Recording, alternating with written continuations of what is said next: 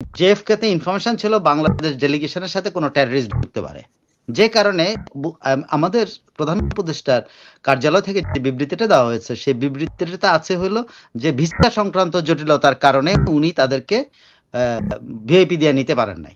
তারপরে জি। উনি অনুরোধ করেছিলেন বা ওনার যারা অনুরোধ করেছে এদেরকে যেন ভিআইপি দেওয়া হয়, কিন্তু আমেরিকাতে তাদেরকে ভিআইপি দিতে অস্বীকৃতি জানায়। আপনি যদি বিবৃতিটা দেখেন সেই বিবৃতির মধ্যেই আছে। একদম আমি এটা পড়ছি। হ্যাঁ, তো ভিসা সংক্রান্ত জটিলতা হলে তো তাকে ইন্টারোগেট করা হয়েছে। আরো একটা ইনফরমেশন আপনাকে দেই, কার ক্ষেত্রে এটা ঘটেছে আমি এখন পর্যন্ত শিওর না। জেএফকে তে এই যে লঙ্কা কাণ্ড হইল, যে লঙ্কা কাণ্ডটার সাথে একটা বড় ঘটনা জড়িত। আচ্ছা।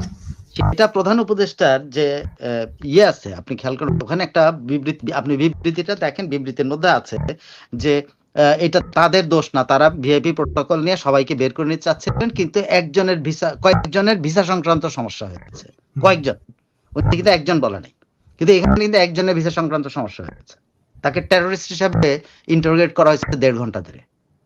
এটা কি তাহের নাকি আক্তার আমি জানি না, নাকি গোলাম আজমের ছেলে, বাট গোলাম আজমের ছেলে ওই ফ্লাইটে ছিল না।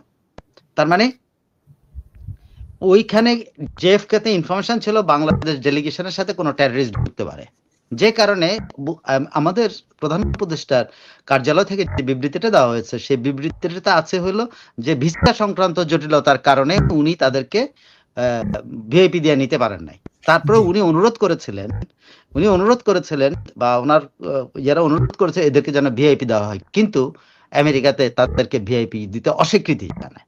আপনি যদি বিবৃতিটা দেখেন সেই বিবৃতির মধ্যেই আছে। একদম আমি এটা পড়ছি।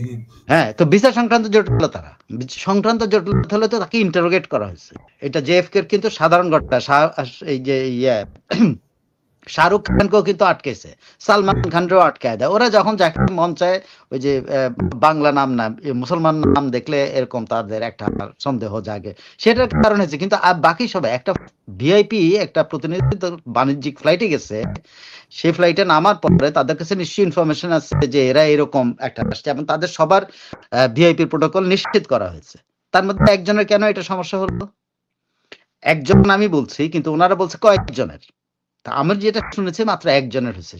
এইটার মধ্যে আমার 2 জনের ব্যাপারে আমার নামটা মনে আছে। একটা হলো আক্তার, যাকে সবাই বাঙালিরা অনেকদিন থেকে তাকে টেররিস্ট হিসাবে বলা শুরু করছে, যে এনসিবি মানে হলো টেররিস্ট, তাদের স্লোগান টোগান সবকিছু ওদেরকে টেররিস্ট হিসাবে ইয়ে করে। আরেকটা হলো জামাতে ইসলামের নেতাদেরকে, শিবিরকে কিন্তু টেররিস্ট অর্গানাইজেশন মনে করা হয়। তাহের মিয়া কিন্তু সাবেক শিবিরের সভাপতি, সো তাহের মিয়াও হতে পারে।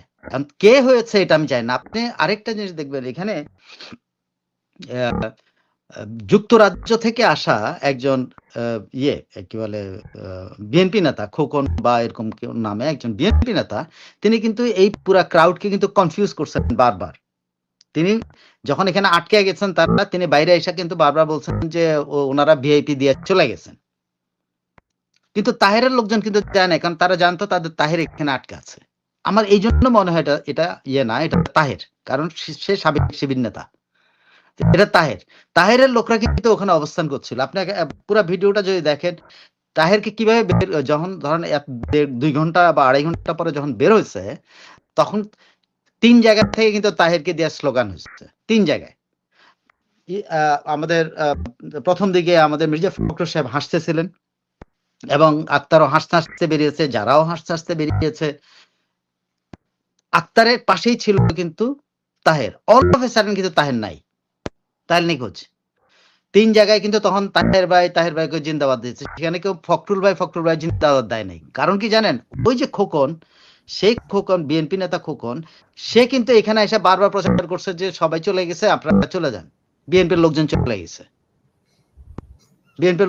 গেছে। এখন এটা চক্রান্ত নাকি এটা কোনো কৌশল, নাকি আসলে সে জানতো না যে মির্জা ফখরুল এখানে আটকা আছে, বাট সে এটা করে কিন্তু বিএনপি নেতা কর্মীদেরকে এখান থেকে সরাই দিছে। আর আওয়ামী লীগের 8-10 জন বা 15 জন নেতা কর্মী কিন্তু এটা ওরা বলছে এটা সার্জিক্যাল অপারেশনের মতো। তারা 15-16 জন এখানে কিন্তু ইনট্যাক্ট দাঁড়াচ্ছে, তারা বিশ্বাস করে নাই, তারা ছিল, তারা অপেক্ষা করছে।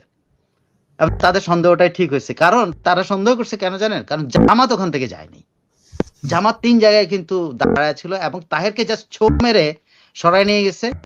নিয়ে কিন্তু এরপরেও মানে অনেকক্ষণ পর্যন্ত জামাত 2-3 জায়গা থেকে কিন্তু স্লোগান দিচ্ছিল তাহের ভাই জিন্দাবাদ, কিন্তু তাহের ভাই কিন্তু তাহের ভাই কিন্তু তারা কয়েকজন ছো মেরে নিয়ে গেছে আক্তারের পাশ থেকে।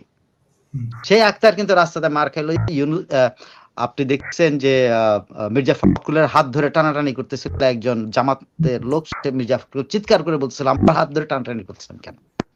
হ্যাঁ, মানে ওখানে মির্জা ফখরুল খুব বিব্রত যে তার দলের কেউ নেই, সবাই তাহের তার করে স্লোগান দিচ্ছে, সে তাতে বিরক্ত হয়েছে। সবাই ওখানে তাহের ছাড়া কোনো স্লোগান ছিল না। আর জয় বাংলা জয় বঙ্গবন্ধু করে 8-10 জন 15 জন দিচ্ছে। জামাত কিন্তু প্ল্যান করে তার লোকটাকে বের করে নিয়ে গেছে। তবে একটা জিনিস আমি জানি না, সরকারের স্টেটমেন্ট থেকে এটা ক্লিয়ার না, বলছে বেশ কয়েকজনের ভিসা জটিলতা হওয়াতে এটা সমস্যা হচ্ছে। ভিসা জটিলতা হয়েছে, এটা হয় আক্তার নাইলে তাহের। একটা হলো আক্তার হলো এখনকার সময় আওয়ামী লীগ পুরা আমেরিকাতে আক্তারকে টেররিস্ট হিসেবে চিহ্নিত করছে, সে টেররিস্টটা বাংলাদেশ দখল করছে, টেররিস্ট ইউনূস সাহেবের টেররিস্টের নেতা হিসেবে চিহ্নিত করছে। আর তাহেরের পুরো পরিচয় হলো শিবির, সে শিবির সভাপতি ছিল। শিবির কিন্তু ধরেন বিভিন্ন দেশে কিন্তু নিষিদ্ধ সন্ত্রাসী সংগঠন, সেই হিসেবে তাহেরও আটকাবে না। কে আমি শিওর না, এটা হয়তো কয়দিন বাদে ক্লিয়ার হয়ে যাবে। তবে একটা কথা আপনাকে পরিষ্কার বলতে পারি যে বাংলাদেশ থেকে এরা গেছে বাংলাদেশ বিক্রি করার জন্য, বাংলাদেশের সার্বভৌমত্ব বিক্রি করার জন্য। এবং আরো একটা জিনিস আমি আপনার যদি ইয়ে করি, সেটা হলো আজকেই আমি আর একটু ডিটেল পেলাম, শিলখালিতে এই প্রজেক্ট, যে প্রজেক্টটা নেওয়া হয়েছিল, এটা কিন্তু জাতিসংঘের প্রপোজালে না, শিলখালি প্রজেক্টটা কিন্তু ইউএস প্রপোজাল। এই প্রথম আমি একটা জিনিস ক্লিয়ার, এটা জাতিসংঘের প্রপোজালে বলছেন যে ইউএস এটাকে সম্মতি দিচ্ছে বা ইউএস করতে, তা না, ইউএস সরাসরি এই শিলখালি প্রজেক্টে প্রপোজ করেছে এবং শিলখালি প্রজেক্ট নির্মাণের সাথে ইউএস জড়িত আছে। এবং এটা শিওর না শিলখালি প্রজেক্টে তাদের পার্মানেন্ট মানে সোলজারদের পার্মানেন্ট অবস্থান আছে, কিন্তু আমেরিকানদের পার্মানেন্ট অবস্থান ওখানে আছে। শিলখালি প্রজেক্টের কাজ কিন্তু চলছে। তারা এখন পর্যন্ত মানে 100% শিওর হয়ে আছে যে তারা এই এলাকাটাকে তাদের একটা করিডোর বানাবে। এটা রোহিঙ্গা নাম দিয়ে কিন্তু বেসিক্যালি আরাকান স্টেটে একটা প্রক্সি ওয়ারের জন্য, সে আরাকান আর্মি এবং কি যেন বলে বার্মিজ আর্মির সাথে একটা প্রক্সি ওয়ারের জন্য কিন্তু তারা এই ইয়াটা চাচ্ছে।